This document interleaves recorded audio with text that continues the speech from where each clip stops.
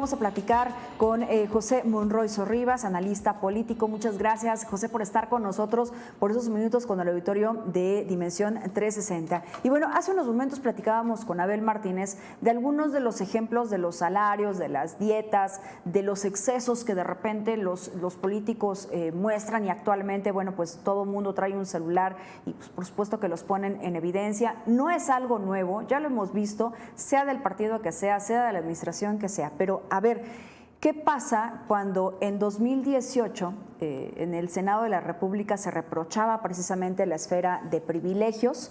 Regresaron a la tesorería más de 282 millones de pesos, pero como vieron que la vida era bastante cómoda, pocos años después, en 2024, apenas el año pasado, reintegraron 122 mil pesos. Y entonces, ¿dónde había quedado precisamente ese reproche? ¿Dónde quedó el programa de austeridad, José?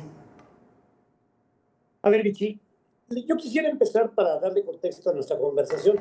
El tema no lo pusimos ni tú ni yo, ni nuestros televidentes, o una gran mayoría de los televidentes. El tema Correcto. Se manejó en el momento en el que López Obrador Correcto. arriba a la presidencia de la República, después de una lucha de varios años, la jefatura de gobierno, la toma de pozos petroleros, la creación del PRD, la creación de Morena. O sea, hay una larga lucha.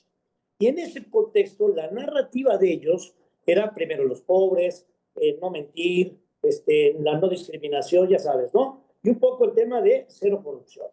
Y la otra, que fue bandera de ellos, es el servicio público no es para enriquecerse. El servicio público es para servir. Hasta inventaron, Michi, acuérdate, los siervos de la nación, que eran funcionarios públicos con cierto salario que sirven para todo. Sirven para ayudarte a tu tarjeta de bienestar o para ser promotores electorales. Sirvieron para la elección judicial pasada, para hacer proselitismo, y esa base, pues ahí la traen. Pero en el tema de la austeridad, de manera muy específica, se confunde, ¿no? Un poquito. O sea, ¿de qué se trata la austeridad? ¿Es austeridad personal? O sea, le quitamos cierto boato, cierto oropel a la parte personal de la investidura, es decir, a un observador que se desayuna tortas de tamal y que traía el mismo traje con su sastre de Catepec, pero que vivía pues finalmente en un palacio, ¿no? Como la queramos ver. Pero ahí ellos lo usan como una bandera, la austeridad. Y entonces vende un avión que nunca vendió diciendo, ¿cómo vamos a tener un avión con estos lujos? Imposible. Entonces empieza a hacer una serie de cortes que a mí me parece que ahí estuvo el error.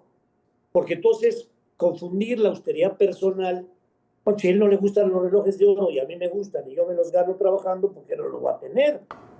Y ahí empieza un discurso más profundo, Mitzi, la división entre fifís y chairos, y ustedes los ricos y los conservadores y nosotros los de la 4T.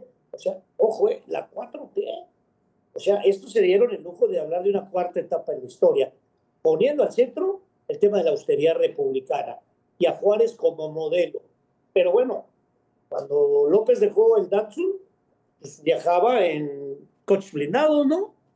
Y lo que tenemos de evidencia, los excesos de evidencia del hijo, de Noroña, de los Monreales, de la presidenta de Morena, ¿cuántos quieres? Senadores, gobernadores, que viven en el exceso, en el lujo y en la hipocresía, Mitzi. Esto es lo que más nos molesta, esta hipocresía. Entonces, que no se ponga, por ejemplo, Noroña en el plan de decir, díganos qué podemos comer y díganos a qué lugares podemos ir y qué podemos vestir. No, eso no nos importa.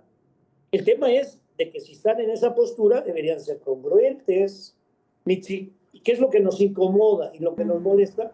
Que descubramos a hurtadillas que tiene una casa de 12 millones comprada, por cierto, en terrenos comunales que no se pueden vender. Ahí hay un arreglo indebido. ¿Y qué nos enteramos? Por hurtadillas. Pues que el hijo del Obrador vivía en la casa de un proveedor de Pemex, una casa importante, lujosa. ¿Y qué nos enteramos? A hurtadillas, que el Obrador tiene a su hijo estudiando en Europa, a su mujer viviendo en España, y él vive en una gran finca construida allá en Palenque, donde lo menos que hizo fue tener un hospital de gran nivel cerca y un campo militar por si acaso.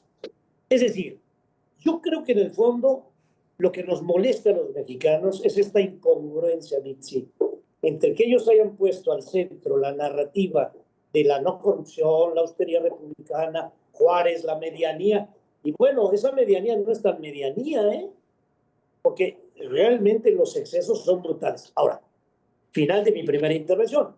Desde luego, si ya lo metes al tema del cajón, de que el presidente gana 120,000 pesos y la presidente o la presidenta lo mismo y que nadie puede ganar más, bueno, pues entonces habría que hacer una reconsideración completa de los tabuladores de los servidores públicos.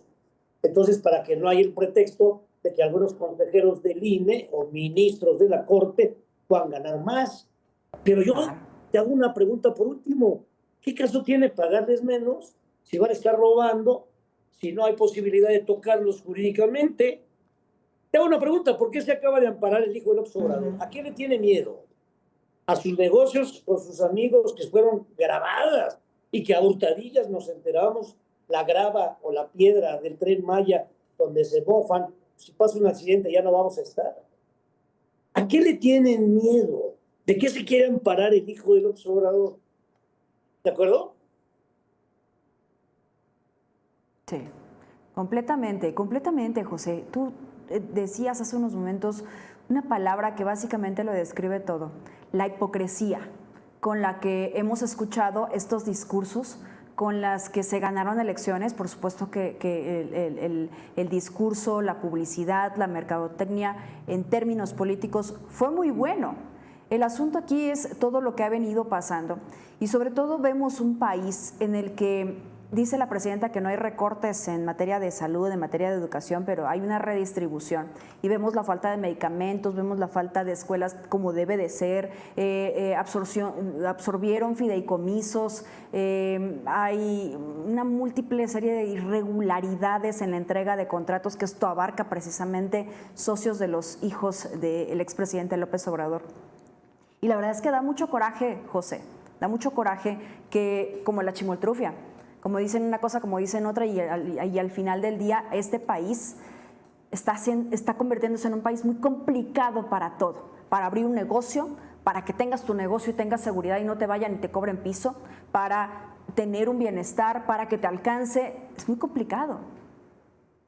Pero además, fíjate, Mitzi, que otra de las cosas que más nos molestan en vez de esa hipocresía es la incongruencia y esta tapadera, ¿no? O sea, ahora nos enteramos que el huachicol es el negocio de negocios. O sea, la estafa maestra era niña de pecho, para entendernos. Eran 7,000 millones de pesos mexicanos. El problema de Segalmex, que nadie habla de él, es de 15,000 millones. Pero el problema del huachicol, Michi, es de 170,000 millones de pesos. O sea, nadie se daba cuenta del cártel de los primos. Nadie se daba cuenta de un buque con 10 millones de litros de huachicol. Pero nadie se dio cuenta que los hijos de Bartlett tenían preferencia en el Seguro Social para vender las máquinas famosas de hemodiálisis. O sea, a lo que quiero llegar, coincidiendo contigo plenamente, es lo que no vale en los liderazgos políticos y en los tomadores de decisiones. Es la incongruencia, la hipocresía, la mentira. Y esto sí, no se pueden comparar con Juárez ni con Morelos. A ver, Juárez recorrió la República en un carruaje que está en el Museo de la Ciudad de México y que te refleja ahí sí la medianía republicana de la que hablaba Juárez o de la que habló Morelos en los sentimientos de la nación. Pero entonces eran de veras limitados, estaban circunscritos a ser congruentes. Claro, yo no tampoco quiero decir que antes de Morena todo era una panacea. Evidentemente esto es una lacra que venimos arrastrando. El PRI, el PAN, en la alternancia y ahora estos amigos que tienen el control político de todo. Y entonces, ¿qué es lo que nos brinca? Nos brinca que si nos enteramos, porque hubo un trabajo periodístico interesante tuyo, de Paco, de tus colegas, qué bueno, ya nos enteramos de algo. Pero si no, nos pasan el tema por arriba de la cabeza, Mitzi, ¿Qué pasa? Y no vale, porque al final de cuentas, dijiste algo fundamental. ¿A dónde se va ese dinero? ¿Para qué quieren tanto? Para estar manteniendo, literalmente regalando dinero para los programas sociales. Hay una confusión. Una cosa es generar riqueza, generar empleo, y la otra cosa es ser papá gobierno y estirar la mano. Y ahí no terminan de entender que ese nicho electorero que ellos pagan cuesta después, porque ahora le acaban de bajar a seguridad. porque no tenemos medicamentos para el año entrante, que no nos engañen, porque el salud está colapsado y por ahí nos podríamos seguir. Entonces, su austeridad no existe. Y lo que sí existe es impunidad. Lo que existe es un contubernio para protegernos, ¿no? ¿Por qué le ponen guardaespaldas a Fernando Noroña? ¿Por qué se ampara el hijo del López Obrador? ¿De qué tienen miedo, Mitzi? Completamente de acuerdo. José, te agradezco muchísimo que hayas estado con nosotros. Lamentablemente el tiempo apremia, pero dijera uno también de los analistas que hemos entrevistado aquí que el dinero y el amor no se puede ocultar, y eso pareciera que tampoco lo entienden nuestros políticos. Te mando un abrazo. Oye, déjame solamente completar, ni el dinero, ni el amor, ni lo tonto. Abrazo cariñoso, Mitzi. Completamente, por supuesto. Un abrazo fuerte, José. Vamos a la pausa. Acompáñame, regreso.